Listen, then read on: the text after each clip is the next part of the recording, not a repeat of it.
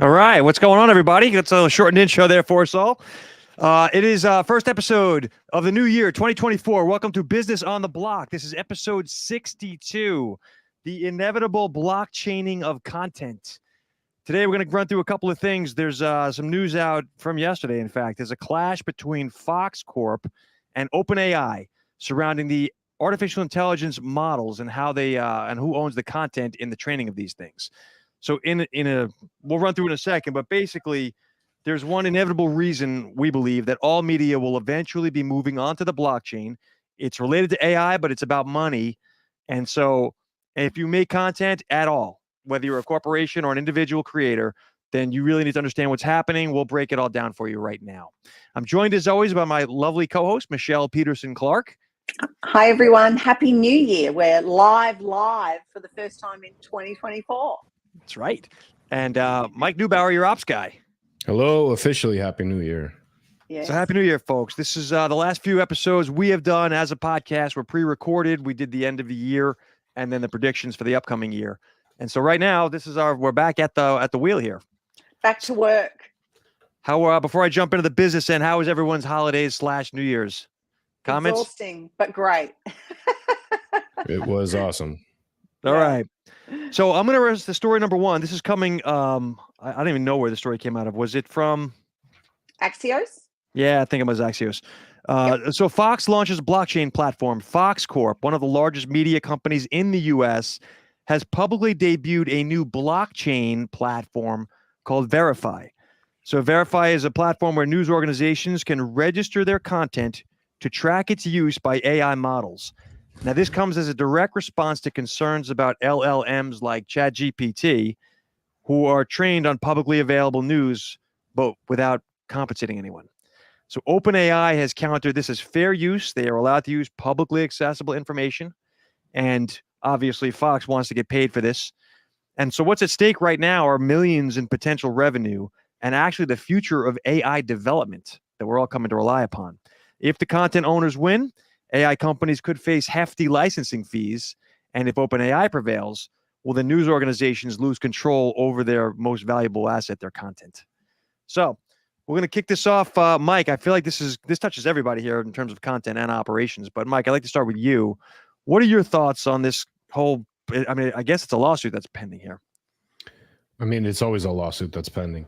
But, specifically the blockchain creation. Yeah, well, again, this is another use case of how the technology can almost protect intellectual property and any of that stuff. But I got some really bad news for Fox Corp. Their content is not protected now. They put content out there that gets repurposed all over the place 100 times over. There's millions, if not billions, of views of particular articles that don't even originate from the source. It's all copied and repurposed content as it is.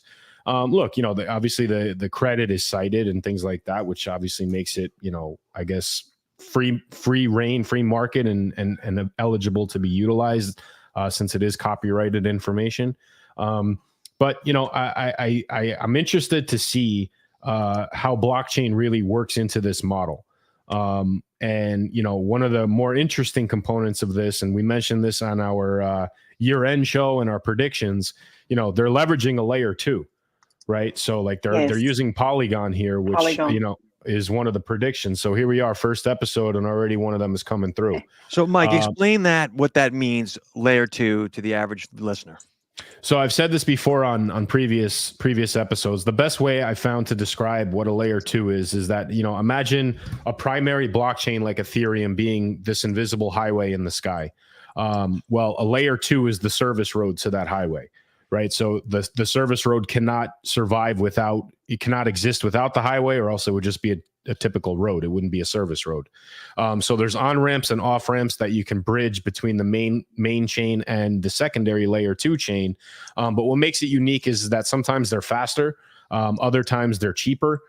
You can get more content on there. You can get more user adaptability to it. Transactions are, minimal. I mean, we're talking pennies, if not fractions of pennies in some cases. So, it's a very, very practical blockchain for something like this, where, you know, your intended purpose is to store data, which is essentially what a blockchain is, right? It's a sequential storage of data files. We come up with these NFTs and these other use cases on how it can be utilized, but the reality is it's nothing more than a digital ledger. So if they're going to be putting their content out there, number one, it showcases authenticity, right? It'll showcase the source and where it comes from. But number two, it showcases that it's immutable, right? So you can actually always go back to the primary source and see if there have been any modifications. Everything is visible on chain, especially since they're using Polygon. They're not building their own blockchain. So it's going to be an interesting use case. I'm curious to see how this all unfolds. You know, the lawsuit on how it has an impact on AI, that's secondary to my interest at this. So just, Michelle, before I get your comment, for context for the listeners, this whole purpose of why they're introducing this, Fox has built this Verify platform, is to help media companies track how their content is being used online. That's the real core of the issue here. They want to cryptographically establish how the content has originated and its history of usage. And so with that, Michelle, as the content marketing queen, I'd love to hear your thoughts. What do you think about this whole thing? So one of the things that we have talked about before, haven't we, is how do we know that, you know, when we were talking at the episode about Drake, the song that came out, and it wasn't him. So, you know, we've talked before, haven't we, about how do we know that that's really, you know, a singer, or how do we know that that's an author's actual piece that they have written themselves? And, you know, with the upcoming election this year in the US, there is a lot of talk about what is it that's going to, you know, the fake videos or the fake news, or the, you know, how are we going to be able to verify, you know, the legality or the authenticity of a particular piece. And what they're talking about here, I think, is their first step in trying to actually do that. And it will be interesting to see how it plays out, because if you think about the number of times things get indexed in Google, or the number of times articles get shared sometimes and all that, I mean, I don't know if Marc can talk a little bit more about the largesse of some of that, but it will, you know, it could actually end up being a lot of things, or a lot of space on the blockchain, maybe for one particular thing. If it's over and over again, I'm not sure how exactly technically they're going to work it out. But if it's always referring back to the one piece on the blockchain, then that's how we'll be able to authenticate it. But if people then redo things and try and, you know, also put them on blockchains, which may happen, you know, if Amazon get theirs, or, you know, like if other organizations do it, there's a lot of cross articles we find each week, don't we? Where we go, you know, like, for example, the information might quote, you know, Axios, or Axios quote The Guardian, or, you know, like, so how that's going to be managed, I'm not sure. But I think this is the first step towards being able to say, this is the original, like we've talked about with music, or, you know, other artists, or, you know, photographs and videos and that kind of thing. So I'll say my piece here is that the media companies registering their content on a platform, I think there's interest there, right? People will want to protect what they've got if they can. The whole concept of the AI using it to train their LLMs, it is, to Mike's point, public record right now. So that may go away, but I'd be surprised. I feel like this underscores the value of large bastions of data. And I'm thinking of two examples: public data, like, let's say, Wikipedia. Every time I go on there, Jimmy Wales is trying to get money out of me because he doesn't want to shut it down. This is a way to monetize. On the other side of that is the private data, where, let's say, social media, Facebook knows everything about you, or TikTok these days. So I really feel like if it shuts down and they have to register their content, and these LLMs can't use public news information, it just moves the game into the private LLM world of, okay, you're just going to buy blocks of data, which it used to be in the old days. But I don't think that's going to go that way. I think that we see this thing play itself out around the money. We split the money. You have access to my data. I get a piece of your cut, and that's that. That seems how business works for me. What do you guys think? The monetization angle is interesting. And now we're reverting back to use cases of, Yes. we'll call it digital collectibles, right? Where you have access channels based around knowing specific things. So, those access pieces could still be on chain in the form of random tokens, and you don't have to issue individual tokens for everybody to absorb the content, right? You can have, gated channels that, are just particularly, purposed through a blockchain. Or you can issue, standardized tokens that are fractional. They're minimal, right? It's the same content repurposed over and over again. Anybody in the NFT world knows this as an 1155 contract. So something like that issued on Polygon, I mean, you're talking about fractions of pennies to gain access to that. And then ultimately you could build a portfolio utilizing a digital wallet of specific items that you absorb as far as that news content goes. Right. And, again, it doesn't need to be every article. It could be exclusive content. But I think that the bigger picture on this is what we're talking about at the end of last year and, pretty much throughout the year. The use case of where blockchain goes and the onboarding procedures of getting people access to something like a digital wallet is going to make this onboarding process much easier. And I think that if somebody like Fox, for example, which has a ridiculous amount of resources, is able to put this process forward successfully, I don't think it combats AI. I think what we're going to see, to Michelle's point, is a series of clone accounts. Anybody in the NFT space knows that there's a tremendous amount of cloned accounts.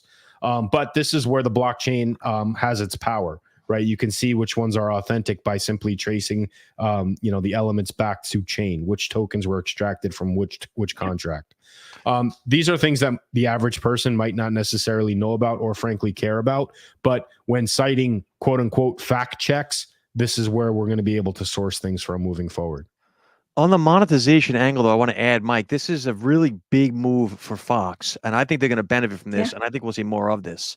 If every content creator wants to protect their thing, let's just say I run a newsletter, or Michelle, you run your history newsletter, and you don't want LLMs training on it without you being compensated because you put work into it. You are going to go pay the money for it's almost like copyright protection with Fox or whomever. And then now you have a whole new industry of verification of your content. This is a new era of content monetization. So I think then if you think about that, I mean, in terms of what it says in the article, at the moment they're doing it for their stuff, right? Because they produce a huge amount of content. So it's not like they're selling it, the ability to do it or register to other people. But I can see that as a business case going forward. In 6 months, 8 months' time, you might see an OpenAI equivalent, but in helping people to copyright their content on the blockchain. In fact, that's a business case. Maybe we should do it. So they haven't opened it fully, to your point, Michelle. I agree with you, but Fox did say in the article that they are opening it to news organizations. So as a background for the listeners, the New York Times is being sued by OpenAI right now. So obviously, New York Times being a news organization, Fox has this in mind. So they're looking to profit from the news companies, or I would imagine magazines or any large periodicals that have a lot of content. But then you think about the online folks like The Hustle or Morning Brew, or any of these big time newsletters. It should be interesting to see how this develops. But I think this is a new era of, well, I want to protect what I've got, so I'll pay a little bit of money. And little bits from a lot of people adds up to a lot of money. Yes. Yeah, for sure. Mike, do you think, to your point about Polygon, do you think it matters that they're on Polygon? Is that a good or a bad thing, or is it irrelevant? I mean, in our world, in the trenches, I think it's a good thing. I think from the general masses, it's also a good thing. I mean, nobody wants to get scared away by a $6 gas transaction fee, right? It's not really in the form of a collectible, although they could be migrated in a form of a collectible on something like an Ethereum chain. I think for something like this, Polygon is a great use case. I would actually even consider things like Optimism or Arbitrum as well.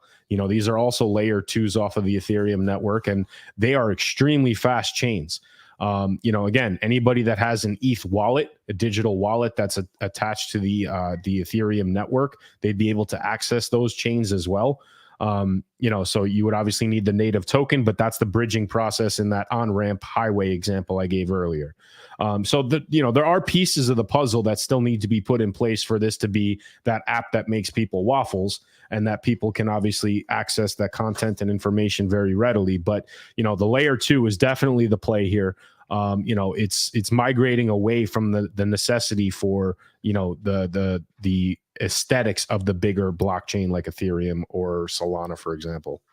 So, and one of the things it is doing too is our predictions about, Polygon, but it is also expanding what we have discussed many times about Polygon really being the loyalty chain for loyalty programs. So it's actually moving into something that's a broader, different area. And speaking of predictions, AI is in this first episode this year. So that's tick for my 1 towards the 40 that it will be this year. Michelle, expand a bit on the Polygon being the loyalty chain. We know because we talk about it here regularly, but a lot of listeners won't. Yeah, so what we're seeing is things like Starbucks Odyssey program is on Polygon. We've seen airline miles programs be on Polygon. So coffee shops, stores, those sorts of things have been introducing over 2023 and late 2022. Their loyalty programs in some form on Polygon blockchain. And so we've called that quite a few times as the loyalty program blockchain. And, for all the reasons that Mike talked about, transactions are cheap, it's quick. They used to have a lot of issues with speed, and they've really worked on that. And it's working as it should now. And, I don't really hear much these days about anything untoward with regards to that. But that's really the trend that we've seen. So this now is another step, isn't it, in the direction of A, consolidating Polygon, and B, expanding their appeal to a new sector. Right.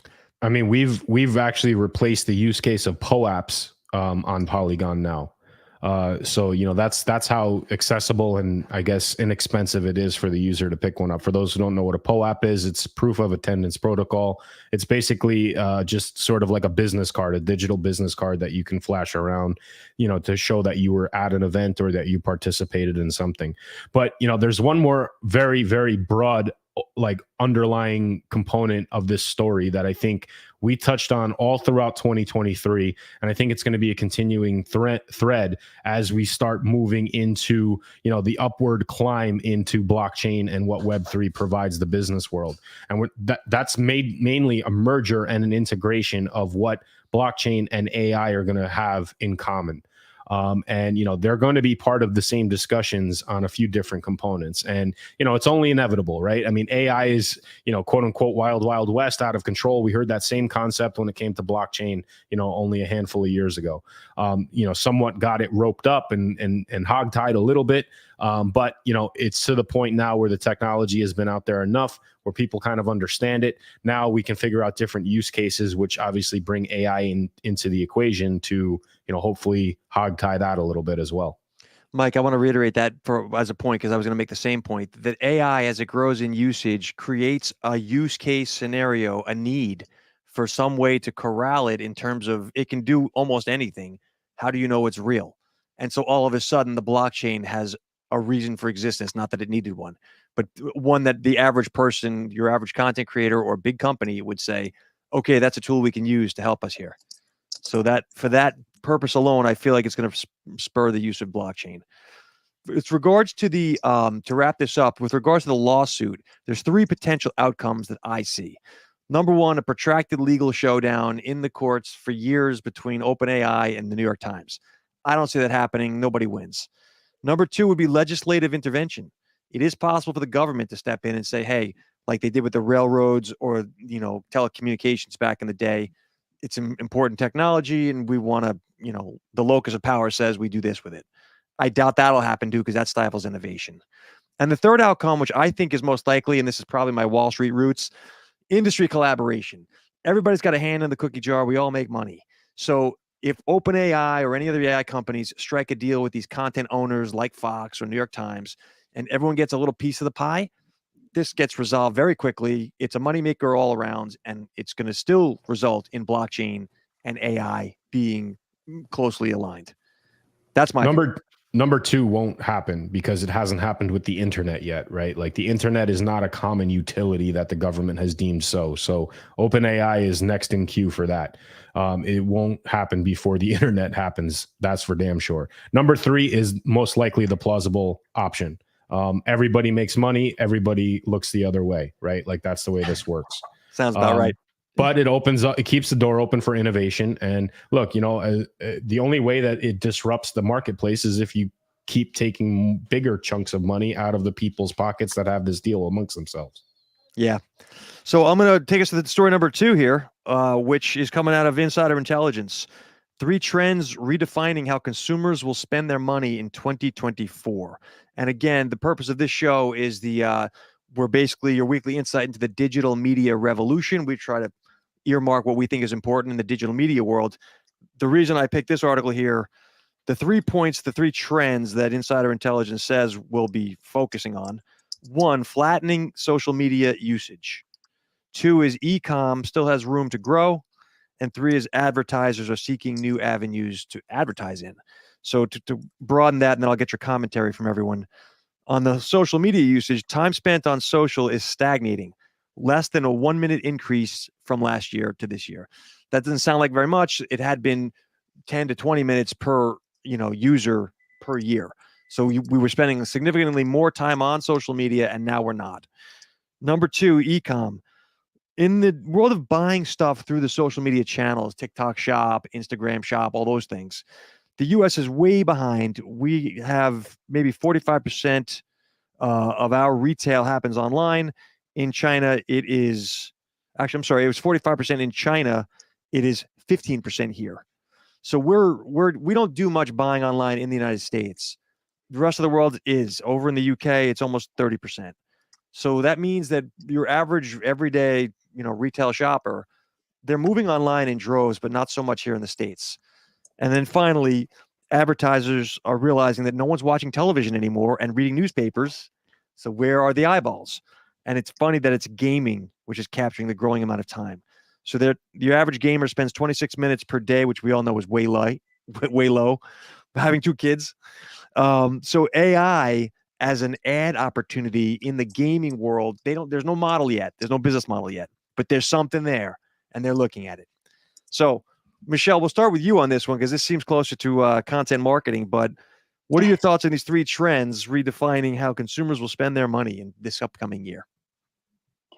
I think it's interesting, isn't it? About I didn't realize that the UK spent more time on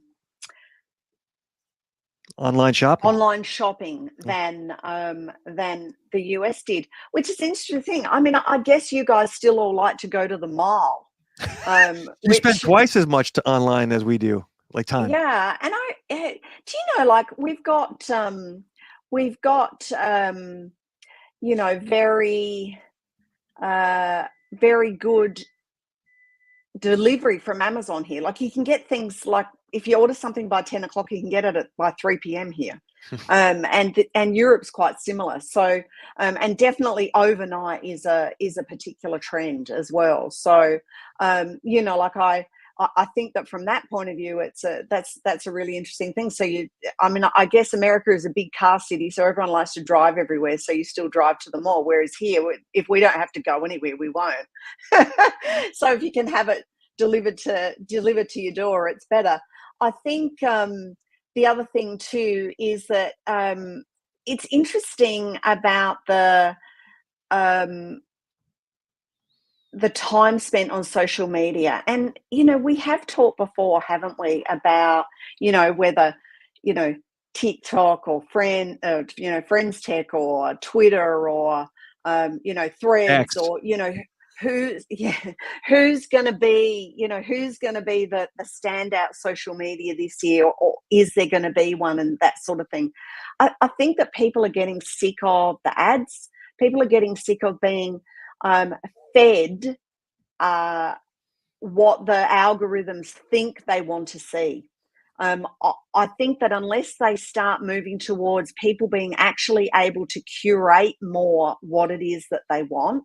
So, like if there's a button that I can, if of my 497 Facebook followers, there might be 40 people I want to see all the time. If I can click a button to make them turn up more often, then maybe I'll be on Facebook a bit more. The problem I've got now is that when you go to Facebook, it's all this mishmash of whatever. And it's like, the last 3 or 4 days, I've been seeing the same things over and over again when I've been looking. So in the end, you go, oh, that's a waste of time. I won't do that anymore. So I can understand how that would cut down your time.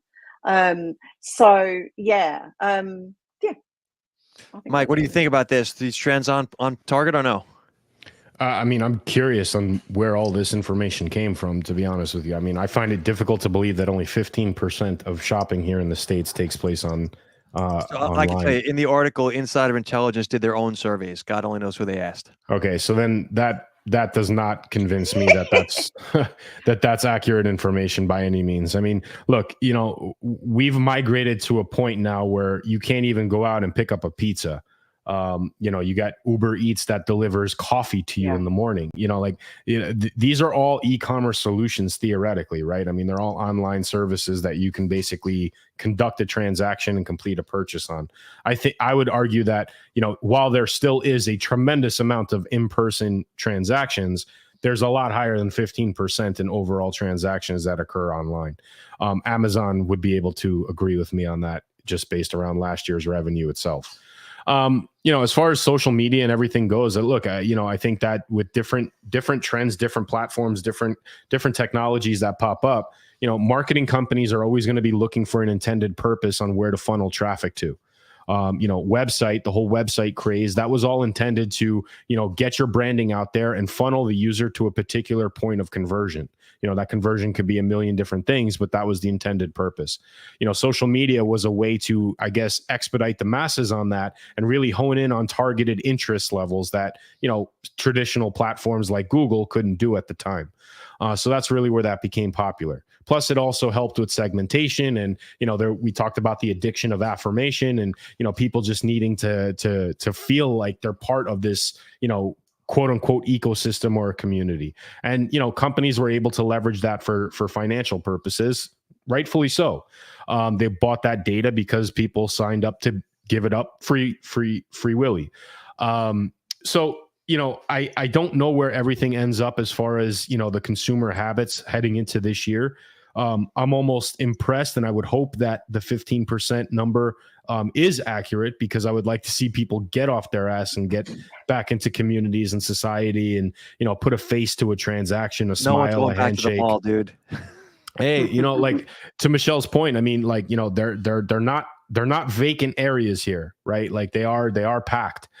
Especially for travelers that do come from overseas. They don't want to come to the US and sit online and shop. So that's another thing to consider as well. But look, at the end of the day, the businesses need to survive, right? And the cost of real estate is very expensive. So, I think there needs to be a healthy balance of both. And, Walmart is starting to lean towards more on the online presence, even though they still have stores all over the place. They figured out ways to make the in-person operation work. Now they're figuring out ways to make the online component be compatible with it. But I think that with the technologies, especially the ones that we discuss here on the show, not only with AI and what AI integration can bring to the table for online transactional purposes and marketing purposes, we're going to see a healthy mix that encourages both online and in-person participation. Mike, I'm going to draw a distinction that the three of us live in big cities effectively. Miami, New York, London. These are major commerce centers. And you live in Jersey. I'm 15 miles from Manhattan. Anybody from New York understands that joke. I spent 30 years commuting to that little place. But anyway, the point is, people like us in these big commerce centers they're gonna be malls for sure. But your average person in the world, not just in America, they live in a rural location, and they're not battling to get to the mall. So online shopping, I think it grows. But well, Spanners makes an interesting comment in the Bolt chat, and hi Bolt Nation, that particularly here in the UK, the high street is what we call the shopping strips. in villages or in towns and things like that. And the number of vacant shops, particularly since COVID, has been so, like, has increased exponentially. You know, like I was in Oxford today, and now you would think that Oxford is a pretty, like, there's students, you know, 3/4 of the year.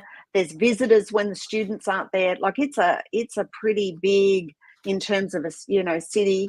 And half the shops in the high street were vacant shops today. And that's pretty distressing. And the thing is, if you want to buy something and you like, do you go around 25 stores in a mall to try and find something that you want, or you just sit on your bum in front of the TV with your phone and you look it up on Amazon, you click it and it arrives tomorrow. You don't have to do anything else. I mean, that's part of the problem. And the other thing too, I think with this is that we can't underestimate what COVID has done to the way people do shopping now.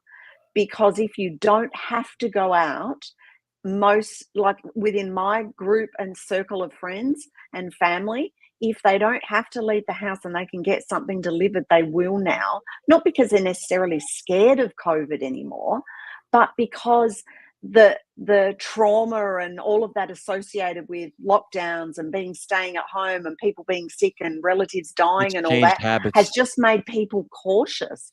Like I used to love shopping and I can't stand it now, which is like, that's a big thing in our family. John loves it, but you know. Well, I mean, the convenience level has turned it into a pain in the ass, right? I mean, like the ability to get up, put on shoes, put on pants in some cases, get in the car, drive down to the mall, look for parking, go in, deal with unpleasant people. Like people are more unattracted to that when they can simply buy it from, you know, their phone when they're in the restroom. But you know, Spanner made me think of something. I actually commented on this in the Bolt chat, but like, how many times do you actually get up and go to a retail store because you need something? You get there and they don't have it in stock, and they turn around and just tell you to go buy it online. And they say that's only available online, and you go, okay, well, your job's gone then. Well, his job might be gone. I mean, but again, he's doing exactly what I described earlier, right? He's creating some sort of a bridge between both platforms. Now, if there's an incentive, that's the fact that you went to the store and that you're actually directed online, maybe with a discount code that you can only get in person, something along those lines. Like you're ahead of the curve. They're not there yet. They don't do. That's what I mean. They don't. You're right, because regardless, they're going to get that sale anyway.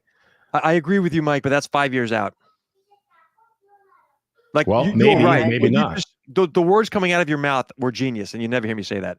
But like these small stores that they're not living even up to your New Year's resolution already. The microphone's fuzzy. Sorry. The blockchain is not a thing yet for these little stores in the mall. They don't understand what they can do with it. But what you just said was, yes, you can buy it online, but if you come into my store, you get an extra little perk. That when they realize that, they're going to start that will percolate into consciousness in a few years. But will that incentive be justifiable to keep a retail presence activated? If the payoff is great enough, people will do it. So now you get down to business strategy, which is what I love. This is where the stores have to come up with something interesting and juicy enough to get you off your ass, and in your case, to put pants on. Yes, in my case. But there also has to be a revenue generated incentive for that people to show up in person as well. Meaning there needs to be a return on investment for having people at the store itself. Now, maybe that's advertising space that they can sell to other partners that they do business with.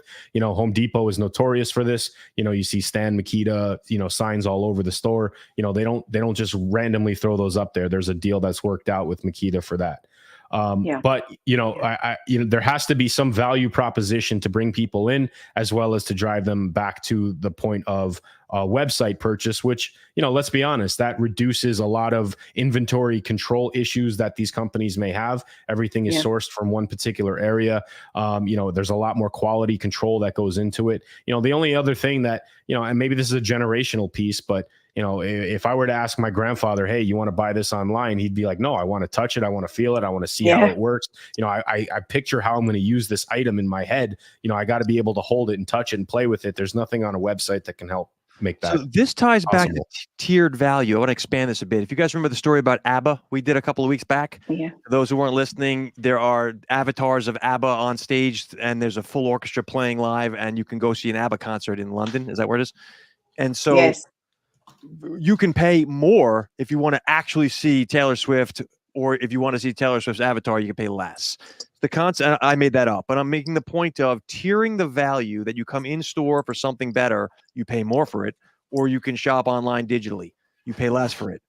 That whole concept of tiering consumerism is going to, this is what blockchain enables, and this doesn't exist right now. That's the purpose of this show, by the way. Well, help you guys see around corners. With regards to the article, though, I wanted to make a comment. The Insider Intelligence article on the trends. There's the social media usage flattening, the e-com, and the advertisers seeking new avenues. I don't give a crap about the gaming. It's just not my world. And I don't care about e-com. They're all great, but not for me. The flattening social media usage interests me for three reasons. Number one, I have seen myself the uptick in ads during this recession. You guys, if you haven't noticed, the YouTube ads for 4 seconds went to 5, and 5 seconds went to 7, and now you've got more of them. So they're trying to make up. And the second piece is social media is no longer social, right? We've talked how it's gone from the interest graph, which is TikTok. If you're interested in the thing, it shows up in your feed, if you're connected to them or not, is different from the friends graph, where I only see the stuff that Mike and Michelle post. So because of this expanded view of what to show people on the feed, you now have this like social media noise. And then finally is business online. I run a content marketing agency. Business online is business as far as I'm concerned. So if social media usage is going down or is flat, that matters for everyone. And I really think that that's the element of this article that caught my eye of like, oh, that just isn't just as simple as we need to get out of the house more and see, touch grass. There's a business impact if people are not spending more time on social. It's the equivalent of not spending more time in the mall. The mall. Yeah. The mall. Right. Mall. So I really think that that's the one that I don't know if their data is fudgy, Mike. You're probably right because it's Insider. They asked 4 people. But I think that that's the thing I want to keep an eye on. What is social media usage doing? And in my mind, digital business is business. I wouldn't take e-com off the table, though. I think it's equally as valuable. And again, we've migrated to a point where people were, talking about COVID and all this other stuff. They were at some point hesitant to put a credit card information into a web browser to now keeping them stored in there because they shop so much. Right. I say they, like myself is not included in that, right? But it's them, those other people. I heard a quote, I don't know who they attribute this to, but it was commercials are a tax on the poor. That if you have money, you just pay a little bit extra and don't deal with the commercials. And if you don't have the extra money, you're going to sit through the 5-second pre-roll. There was a movie that came out where they actually paid, like people were able to take out loans by simply watching advertisement. I can see that. How is that different from timeshares? You can get a free dinner if you come sit through my presentation. Yeah. All right. Well, that was the show I had lined up for today. This is going to be a brief one. Breaking news. If we all look at our private chat in StreamYard, we will actually know what I'm about to tell you. So about 10, 15 minutes ago, the Bitcoin EFT was approved. I have an article. If you guys want to click on it quickly, I will add it to the chats for people to have a look at. Let's dig into this a bit. I got some thoughts. So it. Want me to I can give a quick recap if you want. Give a summary of yesterday. What happened with their Twitter account and now this.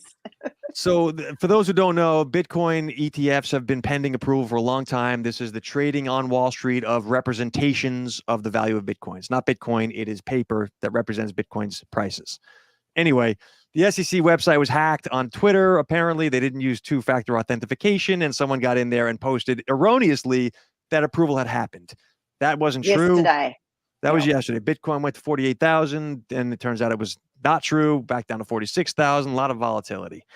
Long story short, today, apparently during the show, Michelle, nice eyes, Bitcoin is approved by the United States SEC, Securities and Exchange Commission, for ETF trading of Bitcoin. So again, this is not Bitcoin. This is just big Wall Street institutions can now trade in and around the pricing of Bitcoin. The one thing I want to say, as a former Wall Street guy, trading of derivatives is not the same thing as trading of the underlier. Bitcoin is, in my opinion, valuable because it can't be printed. This is just my opinion. But everyone seems to think that the Bitcoin value is attached to the fact that there's a bunch of big boys that can now trade paper tickets about it. That's all I got to say on the matter. But I think this is interesting. It's going to definitely drive interest, so much for being the criminal underworld currency, as JP Morgan, Jamie Dimon had put it. This is the number one tool being used by criminals and thugs, whatever it was, for world invading U.S. The truth of the matter is, now that Wall Street has a way to make money from it, they're going to make their money from it. I think that this will be interesting to watch. I don't know what happens, but I feel like this is going to be the story of the year going forward. Yes. I mean, as somebody who's lives in the Web3 and blockchain world, it bothers me still, and I've made this point on previous shows about how there's so much emphasis put about on-chain activity versus what you had described as the paper being sold, right? I mean, I guess the comparison to this is oil, right? Like, you can buy oil on the stock exchange as a commodity, but you're not getting drums of oil shipped to your door, right? No. I mean, you're buying futures of it. That future has a particular consumable habit that, you can leverage or dictate one way or another, usually based on geopolitical, issues around the world.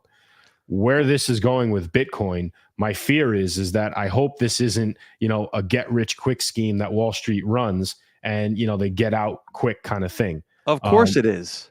Well, if that's the case, then the on-chain activity is going to work counter to the way that this paper is sold. It is. So does this have the makings for another GameStop scenario?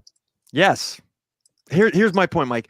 They're not trading Bitcoin, right? The Bitcoin has nothing to do with this. It happens to be a distantly related thing. This is about paper being traded between institutions. And they just happen, instead of betting on orange juice or oil in your example, it's going to be digital assets. Your point about oil in the commodities market today, if you do want to take possession of the oil, you can. That's right. If I buy contracts on wheat or pork bellies or whatever, I can convert that to the actual thing underlier. In the world of digital assets, if I buy an ETF on Bitcoin, I cannot. There is no mechanism for me to take Bitcoins out of that. Exactly. So what is another example of something like this that has already been approved that's not on blockchain? Las Vegas poker. Well, okay, so gambling, I get it, but what is something that Wall Street can invest in that is digitized based around a futures, basically paper of something that they're just basically, I guess, leveraging and piggybacking off of just to get a transaction done on street? Stock market? You could argue that, right? Now, you said you can get oil delivered to your house if you want to. Can I have Mickey Mouse ears delivered if I own Disney stock? The answer is no. It's still the same paper, right? And I'm subjected to, I guess, the value of where that company moves. Now, does this have to, I'm curious, does, on a globally traded platform, something like Bitcoin, even though this is not officially Bitcoin, I'm assuming that there needs to be some sort of SEC compliance with boards of directors and reports filed and all these, where's the headquarters of this entity that's going to be supplying that type of information? So if you're talking about like the BlackRocks and JP Morgans, the vanguards of the world, those are the headquarters. If you're talking about Bitcoin itself, again, Bitcoin has nothing to do with these ETFs. Nothing. I agree. But the entity itself has to, like Vanguard, BlackRock, all these companies are buying this paper, right? Who are they buying it from? They've already bought, first of all. So if you want to, where? From, I'm going to Coinbase, I'm going to guess, like whatever. I don't know. Blockchain will tell you this. Well, that's my point. The blockchain is nothing to do with it, right? So if this is just basically a tangential piece leveraging the same namesake, there still needs to be some sort of SEC compliance with reporting, financials, any kind of, share implications that are out there. Like, there still needs to go through that same stock process, I would assume, which means that there needs to be some sort of an entity comprised of some sort of a board of directors, right? We're not talking about anything blockchain related at this point. This is simply the entity that is eligible to be sold using the SEC using the stock market as its marketplace. So the organization you're talking about, there's something called the Depository Trust Corporation. The DTCC is the clearing agent for all Wall Street trading. When you buy and sell, your Tesla stock, at the end of the day, this government entity makes sure that the buyers and the sellers match up, right? That's what they do. It's a clearinghouse. The DTCC recently bought, I forgot the name of the company, this is like 2 weeks ago, a digital assets company, which raised a lot of eyebrows because it made everyone understand they have to be, for them to be doing that, they could only be doing that to approve this eventual ETF of Bitcoins. The point is, there is a middleman, quote unquote, government run thing, Mike, that it's a facility that makes sure buyers and sellers match up in the digital assets realm. But that's not the same thing as the underlier still. So are you going to the fact of that it's no longer anonymous? Is that what you're going after? That this is No, I'm just curious. Like, what is the entity that is supplying the paper when somebody like BlackRock or Vanguard purchases this for their clients in some sort of a hedge fund or whatever? that entity itself is. So BlackRock, right? If you want to go buy ETFs, you're going through BlackRock sells you the BlackRock ETFs. Okay, so BlackRock is issuing their own paper, which means that there's a backing with every asset that's associated within BlackRock. BlackRock is a holder of Bitcoin. So explain to me. Okay, so they're using Bitcoin as they're using actual Bitcoin token as the underlier. As the base. So explain to me how this is not fractionizing Bitcoin itself. Just using quote unquote a layer 2 in the on Wall Street. Yeah. If I take a Bitcoin, if I buy a Bitcoin and I turn around and sell shares of that same Bitcoin somewhere else on a different marketplace, how is that legal? If the government says it's legal, it is. So this has got to do. You're right. I mean, you're looking for the universal answer. There isn't one. BlackRock, they're all individually approved. BlackRock, Vanguard, whoever the government says, yes, it's like a banking charter. We'll allow you to do it, and we won't allow you to do it. Yeah. So let's take a similar example. Okay, we threw Disney out there. If I buy one share of Disney and I turn around and I sell 50% of the shares, or I sell 33% of the shares to you, Mark, and 33% to Michelle, am I allowed to do that using one share of stock that I purchased on a different marketplace? The answer is no. I can't fractionalize that stock, right? Because it's sitting in my portfolio. I'm responsible for it. Therefore, but I can't turn around and resell that on a different platform. I mean, that's against the terms of what the SEC has, as well as what Disney has with their shares. Right. So I guess my point is that BlackRock and Vanguard, they just created this magical thing, backed it up with something that is on chain, and sold that as a fractional piece. They could have done that with hamburger buns. Yeah, they could add hamburger bun ETFs instead of Bitcoin, and they could have still backed it out with Bitcoin. They're just using Bitcoin's name here, is my point. Right. So to your point, Vanguard owns, according to the Yahoo Finance, $560 million worth of Bitcoin. BlackRock owns, they just apparently 134,000 Bitcoins that we're talking about. They went out and bought these already. So, and then they can issue ETFs against that. And yes, Mike, if the SEC allows you to do it, you can issue this on anything. And these institutions will issue paper tickets on whatever they think they can make money in. Back in 2008, they were home builders, right? They were all those collateralized mortgage obligations, for those who remember the day. How'd that turn out? I used to work at Lehman. It didn't turn out so hot. So yes, there's definitely a risk here. I think people think this is get rich quick. Bitcoin's a cool thing. Blockchain, they hear about it and they go out and buy these ETFs. And that is not at all what's happening here. There's a mania, and then there's the Wall Street version of it that you can then get in on the price action.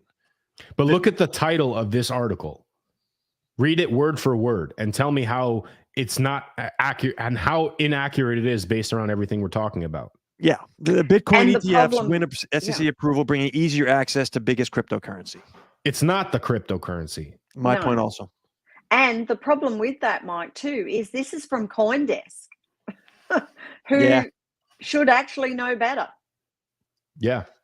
It says it's a green light. I'm reading the article here. Regulators have given a green light for Americans to invest in financial vehicles tracking the 15-year-old cryptocurrency. So it's buried in there that, you're not actually getting the thing. You're getting tracking of the thing. But you've got Grayscale, BlackRock, Fidelity. These are big name companies that many Americans know and trust and don't understand the nuance there that we just mentioned. All right, so let's And there's let's now talk. there's a 22-page PDF apparently that they did have up, and they may have taken down, and it may be back or it may not be back, listing who's approved and what the regulations and things are. So See, I see don't what comes trust the out of that. authenticity of that unless it's on chain. Getting back to our Fox article, It Yeah. says but that 11 funds have been authorized. I don't know So which one. Right. let's pretend. Let's put on our pretend hats for a second, and let's pretend it's 2008. Okay, and they issue this paper, and Bitcoin goes down to zero by December 31st, 2024. What type of liabilities are in place with the selling of that paper with no backing now? Well, hold on a second. If I'm only tracking the pricing of it, right? Again, through these ETFs, I don't own Bitcoin. I own the ETF representing the price of Bitcoin. It's a difference. If I short the ETF, which means I bet Yes. against, I can make money on Bitcoin going to zero. You make a lot of money if Bitcoin goes down. I mean, yeah, I'd make billions. it's So like Okay. options for shares, isn't it? my So point is, Mike, that is you're the right. I point- agree with you, but there's people don't Is the recognize. price of this paper parallel to the price of Bitcoin on chain? No, it's No. indirect. Okay, so one does not have any impact on the other. No, they're correlated for sure, but they're not one for one. Okay, so again, if Bitcoin goes down to zero, the paper still could hold value according to the holders. Yes. Yes. Who's responsible for the payout? The BlackRock or Vanguard or whatever. people the who That's my issue point. So- the pieces of paper. Jump in our time capsule and go back to 2008. This is exactly the same issue as the housing market. And who stepped in and decided, hey, it's time for us to save the day? Federal Reserve. Us, the taxpayers. Yeah. No, fuck the reserve. It was us, the taxpayers. We dealt with that. You're talking about the bailouts. I agree with you. So is this a making for that same scenario where the BlackRocks and the Vanguards and all of them get to skate away scot-free without paying up their liabilities? I think the only safeguard right now we have is that this will not be a very large proportion of the business that they do. Hold on, Mike. I'm going to take it to the other side of this. I would argue that the big difference between this and everything else is that Bitcoin, actual Bitcoins, cannot go to zero, right? That they could theoretically, but I will argue that after 15 years, right, 2009, these things have proven durable. They've had their own crises, we know, and they're doing fine. So my point, go ahead, you're going to say something. I was just going to say, I don't disagree with you. I'm not saying it's going to go to zero. I'm not giving financial advice either. I'm just putting on my pretend hat. And, look, the point is that the ability to turn around and sell and profitize off of something that they don't control in the sense of this Bitcoin, it's basically they're using that as their Fort Knox of gold, right? They're turning around and loaning. They're issuing loans in the form of paper for people to buy and sell based around the value of whatever that asset that they hold is worth. This is the equivalent I'll give you. If you wanted to go see Taylor Swift, I know you're a big fan, Mike, and you have tickets to see actual Taylor Swift, and I convince you that ticket actually is more valuable to come watch a video I have of Taylor Swift. Well, you'll come watch the video from me, and now I control the video. I don't control Taylor Swift, but I control your access to this video. So my point is, they have taken this mania. Wall Street has moved that interest into their own purview where they can now control the buying and selling of the interest. The ETF is controlled by the BlackRocks or the Vanguards or the Fidelities or whoever issues it. And it's got nothing to do, again, with Bitcoin. Bitcoin happens to be the thing driving the interest ultimately, but you can't convert one for the other.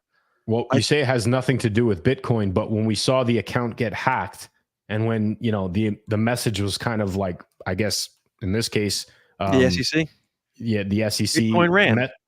It ran, and that was one of our predictions as well. Not only that, it's scheduled to have at the midpoint of this year, right? So that's going to make things a little bit more interesting as far as availability and really what the value is going to look like. Do we see a surge if more transactions are purchased on, we'll call it futures? Yes, we do.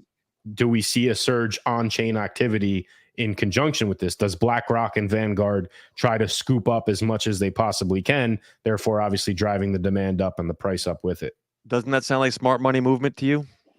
I mean, again, I'm talking Wall Street and I'm talking to a Wall Street guy, so this makes sense to you, but this sounds like market manipulation ammunition to me. It's not market manipulation if it's legal. right? So for example, you put your money in the bank and the bank can lend out 10 times that amount. If you put $100 in the bank, they lend out $1,000 against your 100. That's illegal. If you did that, you'd be in jail. But if the law says it's allowed, it's allowed. That's fractional reserve banking. Okay, so the GameStop scenario, and I don't mean to keep harping on that one, but was that activity legal by the kids who did that? Yes. Until then why did the SEC shut it down? Because after the fact, the SEC decided it wasn't. At the time, Okay, but you see, that's my point, right? Like, so there's the legalities behind it are irrelevant. It's a matter of what I stated earlier: who's digging into the wrong pockets and taking money out, right? When Wall Street was stumbling in 2008, and people started to bet against the banks, the SEC passed a rule that said short selling, which is betting against the banks, was illegal, and so you were not allowed to bet the wrong way, quote unquote. So the rules can change. Well, I know you hate me. No, I don't. I mean, you're not wrong. I'm just my fear in this is the market manipulation ammunition that is on the horizon here. Right now. It'll be a while off, though. Right now, you got a lot of interest. I think that we're going to see this thing run. It's definitely the halving is going to be interesting. I think April is when they're estimating that. So we should see more interest, and this will drive the Bitcoin price indirectly higher. Actual Bitcoin. My call. And if you have a look at the tickers at the top of that article, Bitcoin was down. It's now up a little bit, but Ethereum is up 8.8% now. Yeah. And we got a mint happening in an hour. So I have actually a business meeting happening in 50 seconds. So I'm going to have to bolt on you guys, but I am going to say, I want to thank everyone this week. It's nice to be back in the seats with you guys. It's always a pleasure. Mike, Michelle, I enjoy these conversations. We're here every week at Wednesdays, 4 p.m. Eastern. You can find us on YouTube at Business on the Block. That's block with a C. And we'll be back next week, regular time. Until then, thank you, everyone, for joining us. And any final comments from the crowd? Thanks for everyone in the Bolt chat today. There's been a great discussion in there. Yeah, really good discussion. Thanks, guys. See you next week. Night.